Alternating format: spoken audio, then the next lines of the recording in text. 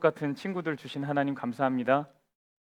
우리 친구들이 결심한 모든 그 순간에 성령 하나님 함께 하셨을 줄 믿습니다. 이제 동행하여 주시고 우리가 서로 함께 응원하면서 하늘 가게 하여 주시옵소서. 이제 우리가 말씀을 엽니다. 말씀 가운데 계신 하나님 만나게 하여 주시옵소서. 예수님 이름으로 기도합니다.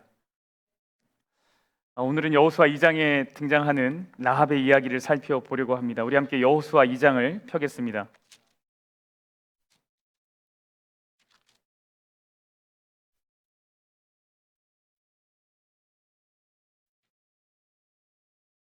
그리고 제가 진짜 중요한 분을 말씀을 안 드렸는데 우리 이승민 목사님,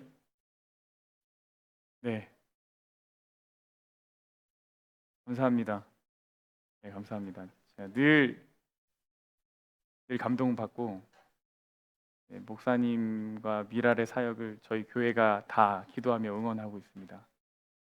저희가 더 크게 함께 하기를 또 기대하고 있습니다. 오늘도 귀한 말씀 주신 거 너무 감사합니다. 네네. 오늘 여호수아 2장의 말씀을 펴니다. 먼저 오늘의 내용을 이제 두 가지로 요약을 좀 합니다. 첫 번째는요, 하나님이 라합을 얼마나 사랑하는지에 대한 이야기예요. 두 번째는 라합의 하나님을 향한 믿음이 어떠한지에 대한 이야기입니다. 오늘 이 두 가지를 살펴보려고 합니다. 여리고 성은요, 가나안의 첫 관문입니다. 여기 보이시면 잘 보셔야 돼요. 그림이 바뀝니다. 일단 요게 요단강입니다. 요단강. 요거요. 요단강이고 이스라엘 백성들이 지금 이쪽에서 이렇게 넘어가게 됩니다. 요단강을 건너서 이제 가나안이라는 땅으로 건너가는데 처음 보이는 마주하게 되는 큰 성읍이 뭐냐면 이 여리고라는 성읍입니다. 네. 가나안으로 가는 첫 관문 무슨 성이라고요? 여리고 성입니다. 여리고 성은 고고학적으로 발굴이 많이 진행이 되었어요. 그래서 실제로 이제 나중에 혹시 기회가 되면 이제 여리고성 함락 이야기를 저희가 공부할 텐데 이게 복원한 내용입니다. 내벽이 있고 외벽이 이렇게 쌓여 있는데 이게 여리고성입니다. 여호수아 2장 1절에 이렇게 말합니다. 눈의 아들 여호수아가, 이 눈이 우리의 아이가 아닙니다. 눈의 아들이 눈동자 같은 그 눈이 아니라 그러니까 아버지 이름이 눈입니다. 눈의 아들 여호수아가 시딤에서 두 사람을 정탐꾼으로 보내며 이르되 가서 그 땅과 여리고를 엿보라 하매 그들이 가서 라합이라 하는 기생의 집에 들어가 거기서 유숙하더니 이스라엘은 시딤이라는 곳에 진을 쳤습니다. 그리고 여호수아가 2명의 정탐꾼을 보냈습니다. 여리고 성을 좀 살펴보라 라고 보낸 겁니다. 근데 여러분, 사실 여호수아는 무슨 출신이냐면 정탐꾼 출신입니다. 모세가 예전에 이제 광야에서 12명의 정탐꾼을 뽑았는데 그 중에 하나가 누구냐면 여호수아였어요. 여호수아는 사실 아주 싸움을 잘하는 타고난 장수이기도 합니다. 그래서 전쟁을 어떻게 해야 하는지를 잘 알고 있는 사람이었습니다. 그리고 한편으로는 자신이 이전에 정탐했던 가나안과 지금 정탐하는 가나안을 어떻게 할 수 있을까요? 비교해 볼 수 있었겠죠. 그래서 정탐꾼을 보냈던 것으로 보입니다. 이 정탐꾼들이 여리고로 정탐하러 들어가서 누구의 집에 들어갔냐면 기생의 집, 라합이라고 하는 기생의 집으로 들어갔습니다. 기생의 집이라는 것이 쉽게 얘기하면 사실 술집입니다.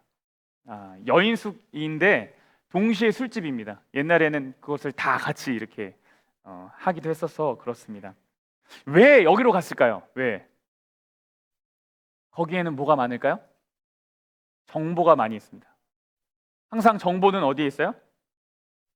사람이 많이 모여 있는데, 술집 이렇게 말씀하시면 사람이 많이 모여 있는 데입니다. 여러분, 그래서 정보를 알기 원하면 어디로 가야 돼요? 네, 그래서 사람이 많이 모여 있는 곳으로 가야 합니다. 네. 그리고 처음 본 사람과도 뭐 할 수 있는 곳이에요? 대화할 수 있는 곳이기 때문에 그래요.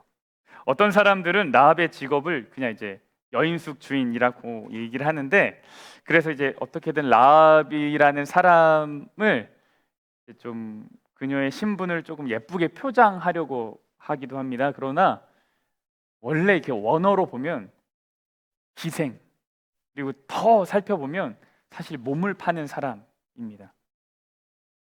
정리하면요, 이 사람 라합은 이방 사람이고요, 더구나 뭐였냐면 여인이었고요, 그 다음에 더구나 뭐였냐면 몸을 파는 사람이었습니다. 근데 이스라엘 입장에서 볼 때는 뭐랑 가장 거리가 먼 사람이에요? 구원이랑은 거리가 먼 사람이에요. 이 땅에서 구원받지 못할 사람이 있다면 누구예요? 라합 같은 사람. 아주 어떻게 이런 사람이 구원받을 수 있어? 라고 할 만큼의 배경인 거예요. 근데 이 라합의 집에 정탐꾼이 간 거죠. 라합의 집에 정탐꾼이 왔다는 소문을 여리고 왕이 듣게 됩니다. 어떤 사람이 여리고 왕에게 말했어요. 이 밤에 이스라엘 자손 중에 몇 사람이 이 땅을 정탐하러 들어왔다. 이 소리가 들린 겁니다. 그리고 여리고 왕이 라합한테 사람을 보냈습니다. 그런데 이 라합이 어떻게 했어요? 그 여인이, 라합이 숨어 들어온 정탐꾼 두 사람을 숨겼습니다. 그리고는 병사들한테 이렇게 얘기했습니다.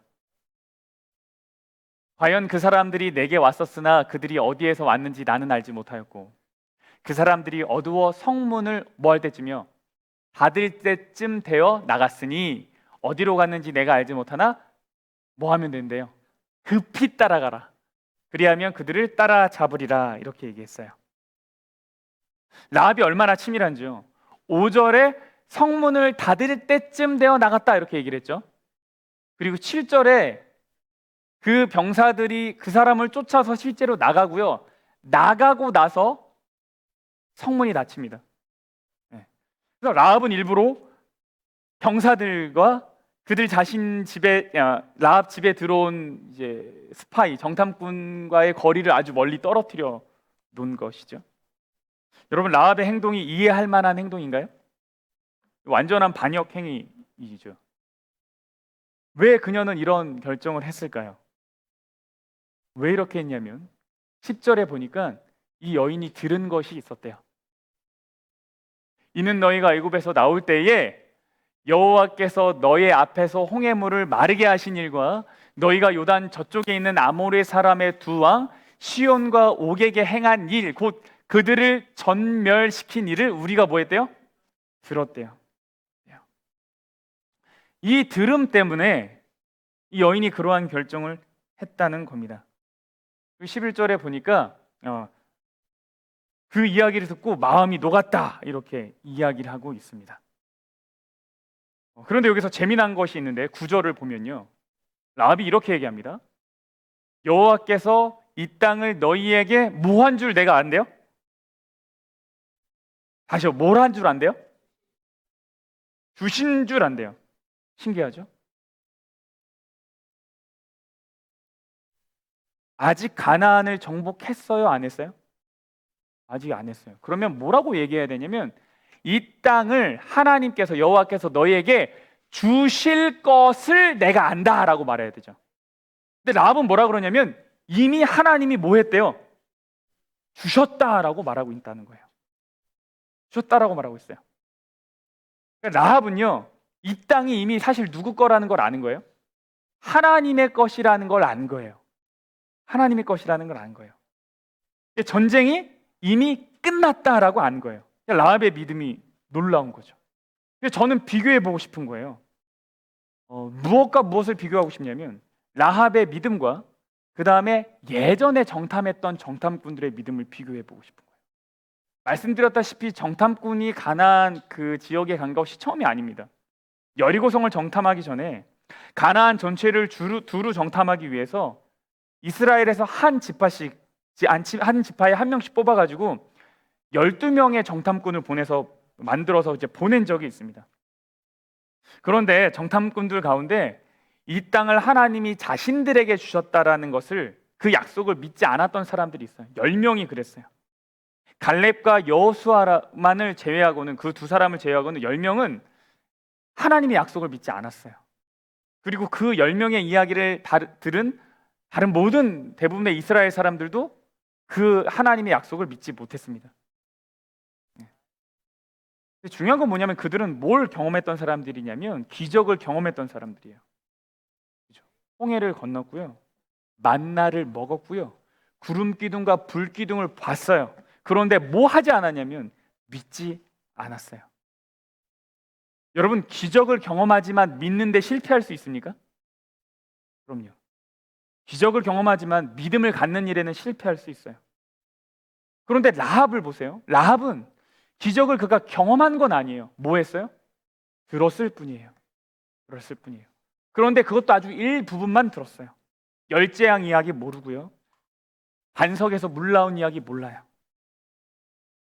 그러나 그 들은 이야기를 가지고 라합은 믿음을 가졌어요. 그래서 우리의 기도의 제목이 뭐가 되어야 되냐면, 기적을 경험하는 것이 우리의 기도의 제목이 아니라 무엇이 되어야 되냐면, 기적을 경험하는 것을 넘어서는 믿음을 갖는 것이 우리의 기도 제목이어야 돼요. 9절에 보면 라합이 여호와라는 이름을 안 것으로 등장합니다. 라합이 말하는 거예요. 여호와께서 이 땅을 너희에게 주신 줄을 내가 안다. 그러니까 이것은 하나님에 대한 정보, 어떤 하나님이요? 여호와 하나님에 대한 정보가 가나안에 많이 퍼져 있다는 것을 보여줍니다. 그러나 가나안 사람들이 말하는 이 여호와를 알았다라는 말이 여호와 하나님을 유일신으로 섬기고 그분을 경배의 대상으로 삼았다라는 말이 아니라 어떤 내용이냐면 그분은 두려운 분, 두려움과 경계의 대상으로만 알고 있었던 것입니다. 그런데 라합이 11절에 이렇게 고백하는 거예요. 우리가 듣자 곧 마음이 녹았고 너희로 말미암아 사람이 정신을 잃었나니. 막 마음이 떨린 거예요. 마음이 녹은 거예요. 그 이유가 나중에 나와요. 나중에 나오는데 너희의 하나님 여호와는 위로는 하늘에서도 아래로는 땅에서도 하나님이시니라라고 고백을 했습니다. 근데 이것이 이제 좀 옛날 표현으로, 개역 한글판 표현으로 뭐냐면 상천하지의 하나님이에요. 상천하지의 하나님. 근데 이 이야기를 누가 했었냐면 신명기에서 모세가 했던 얘기예요. 그런즉 너는 오늘날 상천하지의 오직 여호와는 하나님이시오, 다른 신은 없는 줄을 알아 명심하고, 이 얘기를 모세가 했던 이야기예요. 그러니까 이스라엘 영적 지도자, 최고 지도자인 모세가 했던 고백을 구원과는 아주 거리가 먼 이방 사람에다가 여자에다가 그 다음에 몸을 파는 사람인 그 라합이 기적을 경험하지도 않고 들은 것만으로도 고백을 했어요. 그러니까 어느 날 제가 이렇게 묵상을 하다가 어떤 이야기가 떠올라서 이야기를 했는데, 나중에 살펴보니까 그 이야기가 누가 한 거냐면 마틴 루터가 했던 이야기. 뭐 이런 거예요. 그러면은 와, 이거 대단한 거 아닙니까? 그죠? 네. 라합이 어떻게 이러한 고백을 할 수 있었을까? 라합이 가지고 있었던 믿음이 무엇일까? 우리가 방금 나누길요, 기적이라는 것이 믿음을 보증하지 않는다라 그랬어요. 네. 기적보다는 믿음이 필요한데 어떤 믿음이 필요하냐면 기적을 넘어서는 믿음. 우리에게 필요한 것은 믿음이에요. 기적을 넘어서는 믿음이요. 그럼 도대체 기적을 넘어서는 믿음이라는 것이 무엇인가? 이제 그것을 좀 살펴보려고 그래요. 라합이 가진 믿음, 그 내용이 뭔가? 여러분, 라합이 구원받고자 했던 이유가 무엇인지 아십니까? 왜 그토록 이 여자가 이 사람들을 숨기고 그랬나요? 라합이요, 정탐꾼을 살려주면서 한 가지 거래를 합니다. 뭘 했다고요? 거래를 해요. 거래. 이게 뭐냐면 이것이에요. 그러므로 이제 청하노니 내가 너희를 선대하였은즉 너희도 누구를요? 나를요? 아니면 내 아버지의 집을요? 내 아버지의 집을 선대하도록 하라. 선대가 뭐냐면 헤세드입니다. 헤세드. 이 말의 뜻은 은혜, 은총, 사랑 이런 거예요. 내가 너를 은혜를 베풀었으니까 나에게도 은혜, 우리 가족에게 은혜. 내가 너에게 은총을 베풀었으니까 우리 가족에게 은총을 베풀어 달라라는 말입니다. 내가 너희를 지켜주었으니 너희도 나와 내 가족을 지켜달라. 내가 너희를 목숨을 걸고 지금 지킨 거야. 그러니까 뭐 하냐면 너희도 내 가족을 목숨을 걸고 지켜줘 라고 말하는 겁니다. 왜 반역했냐면, 왜 목숨을 걸었냐면 누구 살리고 싶어서요? 가족들 살리고 싶어서요. 나 살고 싶어서가 아니고 가족들 살리고 싶어서요. 라합에게 가장 중요한 일이 뭐였냐면 사랑하는 사람 가족 지키는 일이었어요. 그러고 보면 이 여인이 몸을 판 이유도 어쩌면 가족을 지키기 위해서였을지 몰라요. 그녀가 도덕적 기준이 엄청 낮아가지고 그냥 내 몸을 막 굴려야지가 아니라 사랑하는 사람을 지키기 위해서 그렇게 했었던 것으로 보여요. 그래서 증표, 이 일에 대한 증표를 세 가지를 이야기합니다. 첫 번째, 창문에 이 붉은 줄을 매달아라. 이게 첫 번째예요. 두 번째, 내 부모와 형제와 내 아버지의 가족을 다 집으로 모아라. 세 번째, 뭐냐면 이 일을 뭐 하지 마라? 누설하지 마라. 내가 우리의 일을 누설하면 내가 우리에게 서약하게 한 맹세에 대하여 우리에게 허물이 없으리라. 이렇게 얘기했어요. 20절에 보면 맹세에 대한 허물이 없게 하라, 이 얘기 뭐냐면 반드시 지켜라라는 거예요. 이것을 지켰는데 만일 너희에게 피해가 있다면 그것은 우리 책임. 모든 저주 내가 받을게. 너희가 이거 세 가지 지켰는데, 첫 번째 뭐예요? 창문에 붉은 줄을 매달아. 우리가 너희에게 들어올 때 창문에 붉은 줄을 매달아라. 이거 첫 번째라. 두 번째, 가족들 다 집으로 모아라. 두 번째. 세 번째, 이 이야기 말하지 마라. 이 세 가지를 너희가 지켰는데 우리가 만약에 너희를 못 지키면 모든 저주 내가 받을게. 대신 이거 세 가지 꼭 지켜. 이렇게 얘기한 거예요. 이 두 사람이요, 이 두 스파이랑 이 라합이 지금은 목숨을 걸고 서로 약속을 한 사이가 됐어요. 그거를 뭐라고 얘기하냐면 언약이라고 얘기해요. 언약을 맺은 거예요. 연약한 자는 힘이 강한 자의 팔을 딱 붙들었고요.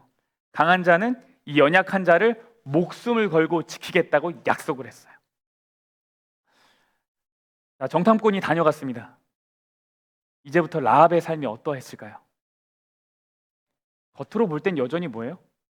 기생이죠. 사람들이 볼 땐 여전히 기생인데, 그런데 라합의 속사람은 이제 뭘까요? 약속을 품은 사람이에요. 약속을 품은 사람. 언약을 간직하고 사는 사람이에요. 여러분, 진짜 중요한 건 우리 마음에 이것이 있냐? 우리 마음에 이것이 있냐? 그럼 아침마다 라합이 뭐 했을까요? 아침에 일어나면 그때부터 뭐 해요, 이제? 이 이스라엘 백성들이 여리고로 들어오는, 언제 들어오는지 알아요, 몰라요? 라합이 알아요, 몰라요? 몰라요. 그럼 아침에 일어나면 이제 뭐 해야 돼요? 창문에 가야죠. 그래서 뭐 해야 돼요? 붉은 줄을 매달아야죠. 여러분, 여리고성이 어떻게 무너졌는가 하면 이스라엘 백성들이 매일 여리고성에 와서 한 바퀴 돌고 갑니다. 그 다음에 와서 또 한 바퀴 돌고 갑니다. 그 다음날 와서 또 한 바퀴 돌고 가요. 이렇게 며칠을 해요? 6일을 해요. 그리고 일곱째 날을 몇 바퀴 돌아요? 7바퀴를 돕니다. 그리고 함성을 와 했더니 여리고성이 다 무너졌대요. 이 6일 동안 라합의 모습을 한번 상상해 보자고요. 여기 멀리서 갑자기 먼지가 보여요. 라합은 늘 창밖을 보는 게 일이에요. 언제 오는지 봐야 되니까. 또 왔다. 그럼 뭐예요? 붉은 줄이 잘 보이나 확인해야 돼요. 그리고 뭐 해야 돼요? 가족들 불러야죠. 야, 빨리 와. 왜 오라 그러는 거예요? 옆집에 있는 사람들 부르고, 삼촌도 부르고, 언니 오빠 부르고, 빨리 집으로 오라고. 왜 오라 그러는 거야? 나가지 말래. 왜 못 나가게 하는 거야? 그럼 이제 라합이 뭐라 그래요? 지금 이스라엘 쳐들어와. 좀 있으면 이거 무너져. 근데 우리 집에 있으면 산다고 했어. 라고 말을 해요, 못해요? 못하죠. 왜요? 약속을 했으니까요. 이것이 누설되면 안 되니까요. 반역죄로 다 잡혀갈 수 있으니까요. 라합의 부모가 그러겠죠. 왜 오라는 거야? 무슨 일이 있어? 밖에 뭐가 있는데? 라합은 말을 하고 싶어도 못하는 거예요. 그럼 라합이 무슨 핑계 댔을까요? 뭐라 그러실 거예요? 여러분이 라합이라면. 밥 먹자. 그냥 국수 끓여 먹자고. 국수 끓여 먹자고. 국수 좋지. 그 국수 한 끓여 먹어요. 그 옥수수도 쪄 먹어요. 그 라합은 기다리는 거죠. 이제 왔으니까 나 데려가겠지. 근데 이스라엘 백성이 뭐예요? 한 바퀴 돌고는 어떻게 해요? 가버려요. 그 라합이 이거 뭐야? 이게 무슨 일이야? 그러지. 가족들이 이제 다 먹었으니까 이제 가세요. 보내요. 그 다음 날이 돼요. 그 아침에 일어나서 또 뭐예요? 붉은 줄을 확인해요. 그리고 이스라엘 백성들이 오면 또 다 가족들 막 불러요. 빨리 오래요. 왜 또 불러? 오겠죠. 그럼 이제 뭐라 그래요? 전 부쳐 먹자고. 그 전은 부쳐 먹어요. 그리고 이제 부르겠지? 근데 한 바퀴 돌고 또 가요. 그렇게 며칠을 보내요? 6일을 보내요. 더 이상 해먹을 게 없어요. 내가 할 수 있는 거 다 했어. 카레 했고, 짜장 했고, 마파두부 했고, 전 부쳐 먹고, 국수 먹었고, 다 먹었어. 이제 더 이상 내놓을 게 없어요. 근데도 뭐 해야 돼요? 불러야 돼요. 살리려면 불러야 돼요.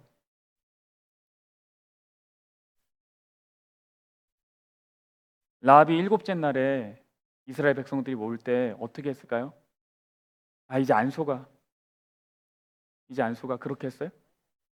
아니요. 나의 구원이라면 그럴 수 있었겠어요. 내 구원이라면. 이제 안 속아. 근데 라합은 내 구원이 중요한 게 아니에요. 내 가족의 구원이 중요해요. 그래서 안 속는다고 말 안 해요. 또 불러요. 무슨 핑계를 대서도 불러요. 라합이 뭐라 그러면 제발 그냥 좀 있으라고. 제발 나가지 말아달라고. 절대 나가지 말아달라고. 이것이 라합의 믿음이에요. 그녀의 믿음은요, 자신의 목숨을 걸어서 사람을 살렸고요, 들은 것만으로도 모세에게 버금갈 만한 믿음의 고백을 했고요, 그것을 바탕으로 정탐꾼들과 언약을 맺었고요, 그 안에서 사랑하는 가족들을 지키려고 했던 믿음이에요. 여러분, 기적을 뛰어넘는 믿음은 어디서 오냐면, 믿음에 뭐가 섞여야 되냐면 다른 사람을 향한 사랑이 섞여야 돼요. 그렇게 될 때 기적을 넘어서는 믿음을 가질 수 있는 거예요. 나만을 위한 믿음은요, 기적을 넘어서지 못해요. 이 라합의 믿음에 대해서 성경은 이렇게 요약을 합니다. 히브리서 11장 31절이에요. 믿음으로 기생 라합은 정탐꾼을 평안히 영접하였으므로 순종하지 아니한 자와 함께 멸망하지 아니하였도다. 뭐라 그랬어요? 믿음으로 기생 라합은 정탐꾼을 평안히 영접했대요. 그런데 야고보서 2장에서는 이 라합의 행동을 뭐라 그러냐면, 또 이와 같이 기생 라합이 사자들을 접대하여 다른 길로 나가게 할 때에 무엇으로 의롭다 하심을 얻는 거예요? 행함으로 의롭다 하심을 받는데요. 그 라합의 믿음은요, 행동하는 믿음이에요. 행동하는 믿음. 믿음으로 행동하는 거예요. 이 이야기가 뭐냐면요, 믿음 안에 뭐가 있는 거예요? 사랑이 있는 거예요. 사랑이 있는 거예요. 사랑의 믿음에는 힘이 있어요. 이기적인 믿음에는 힘이 없어요. 그러나 사랑의 믿음에는 힘이 있어요. 그러니 다른 사람을 위해 구원을 위한 나의 노력에 기도를 더하고 믿음을 더하고 이게 막 섞여야 돼요.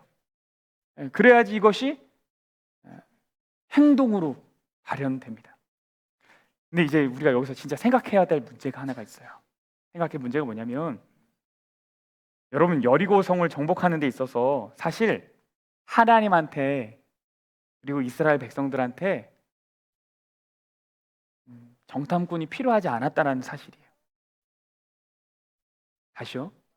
사실 여리고를 정복하는 데 있어서 정탐꾼 필요해요? 안 필요해요? 안 필요해요. 왜요? 그들이 여리고를 무너뜨릴 때의 상황을 보면, 제가 설명드렸지만 전쟁을 통해서 여리고를 무너뜨릴 때 그냥 한 게 없어요. 이스라엘 백성들이 여리고 안에 들어간 것도 없어요. 그냥 7바퀴, 매일 한 바퀴씩 돌고 7째 날 7바퀴 돌고 끝! 근데 여기에 무슨 정탐꾼이 필요합니까? 어차피 정보가 필요가 없어요. 그래서요, 여러분, 여호수아 1장 읽다가 정탐꾼 이야기 싹 빼고 다음으로 넘어가도 이야기가 다 진행이 돼요. 여러분 그렇게 읽어보셔도 말이 돼요. 그럼 결국 2장은 무슨 내용이냐면 여리고성의 정복을 준비하는 이야기가 아니에요. 정탐꾼은 여리고성 정복하기 위해서 준비하는 이야기가 아니에요. 여리고성의 정복을 위해서 필요한 이야기가 아니라 라합과 그녀의 가족을 구원하기 위해서 필요한 이야기예요. 여러분, 가족을 사랑해서 오늘도 창문에 붉은 줄을 매달아 다는 믿음의 사람들이 있어요. 말씀을 붙들고 기도하는 오늘날의 라합 같은 사람들이 있어요. 오늘의 본문이 우리에게 말해주는 건 하나님이 그 믿음의 사람을 외면하지 않는다는 거예요. 여러분이 가족을 위해서 무릎 꿇을 때, 가족을 위해서 창문에 붉은 줄을 오늘도 매달으려고 할 때 하나님이 여러분을 찾아오세요. 왜요? 라합에게 그렇게 하셨듯이 하나님이 여러분을 찾아오십니다. 그러니 여러분 포기하지 마세요. 포기하지 마세요. 안 된다고 생각하지 마세요. 오늘도 매달으시고 그 다음날도 매달으시고 그 다음날도 또 매달으세요. 여러분의 믿음에 사랑을 더하세요. 그것이 기적을 넘어서는 믿음이에요. 하나님은 이 여인을 구원하기 위해서, 그리고 이 가족을 구원하기 위해서 여호수아가 정탐하는 것을 허락하신 겁니다. 여호수아는 하나님의 말씀만 의지하면 되었지만 하나님은 그의 전쟁의 능력을 활용하도록 허락하셨어요. 하나님이 라합을 사랑하셨기 때문입니다. 그의 가족을 사랑하셨기 때문이에요. 여러분, 훗날 라합은 이스라엘 남자와 결혼을 합니다. 그래서 유대인이 돼요. 유대인 남자랑 결혼해서 유대인이 됩니다. 그 남자의 이름은 살몬이라는 남자인데 학자들은 말하기를 그날 밤에 왔던 2명의 정탐꾼 중에 한 명이 아마 이 살몬이었을 것이다 라고 생각해요. 정탐 살려주면서 그날 밤에 이제 다락방에서 서로 얘기하면서 알고 봤더니 뭐 한 거예요? 눈이 맞은 거예요. 여리고성 함락돼서 그 라합의 집에 제일 먼저 달려간 사람이 누구였을까요? 정탐꾼 2명이겠죠. 네. 쫓아가야죠. 괜찮냐고, 내가 왔다고 이렇게. 그리고 이 둘 사이에 보아스라는 사람이 태어납니다. 그리고 이 보아스가 룻기에서 룻을 만납니다. 그리고 이 둘 사이에서 오벳이 나오고 오벳이 이새를 낳고 이새가 누굴 낳아요? 다윗을 낳아요. 그래서 마태복음에 등장하는 예수님의 족보에는 이 라합의 이름이 등장합니다. 살몬은 라합에게서 보아스를 낳고 보아스는 룻에게서 오벳을 낳고 오벳은 이새를 낳고 이새는 다윗왕을 낳으니라. 그리고 여기서 예수님이 태어나시죠. 예수의 이름의 뜻은 자기 백성을 그들의 죄에서 구원할 자입니다. 예수님의 이름이 구원입니다. 그 구원이신 예수님이 구원과는 가장 거리가 먼 듯이 보이는 이 여인을 통해서 이 땅에 태어나셨어요. 그래서 라합의 이야기는요, 한 사람을 향한 하나님의 사랑의 이야기인과 동시에 온 인류를 향한 하나님의 사랑의 이야기이기도 합니다. 하나님은 모두에게 구원을 주기를 원하세요. 하나님은 모든 사람이 구원을 받으며 진리를 아는 데에 이르기를 원하시느니라. 오늘의 내용을 정리합니다. 여호수아서의 이야기는 누가 가나안 땅을 차지할 것인가에 대한 이야기인데요, 하나님은 자신과 언약을 맺은 이스라엘 백성들이 가나안 땅을 차지하도록 도우십니다. 그들 스스로의 힘으로는 차지할 수가 없어요. 마찬가지로 우리 스스로의 힘으로는 우리가 하늘에 들어갈 수가 없어요. 근데 그럼에도 우리가 내가 무엇인가를 좀 해야 되겠다라는 의무감으로 살아갈 때가 많죠. 근데 정말 중요한 건 뭐냐면 그러한 믿음이 발현되기 전에 우리를 먼저 생각하시고 우리에게 찾아오시는 예수님 하나님이 있다는 사실이에요. 그냥 없어도 되는 이야기예요, 사실. 그런데 우리가 구원을 바라고 하나님의 이야기를 이제 기다릴 때 하나님이 우리에게 찾아오세요. 라합의 믿음은 결코 나만 잘되게 해달라고 하는 이기적인 믿음 아니었어요. 그녀의 믿음은 다른 사람을 살리고자 하는 믿음이었어요. 이러한 믿음의 모습을 인해서 행동하는 믿음이라고 성경은 설명하였습니다.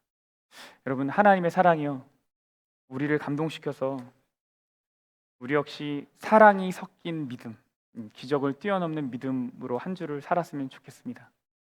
그리고 우리 가족들 가운데 여전히 기도의 제목으로 두고 있는 많은 사람들, 그들의 이름을 여러분의 기도의 제목에서 내려놓지 마십시오. 결코 내려놓지 마십시오.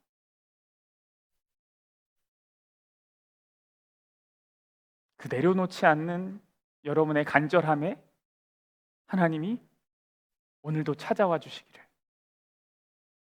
기도합니다. 우리 함께 일어나서 찬양하시죠.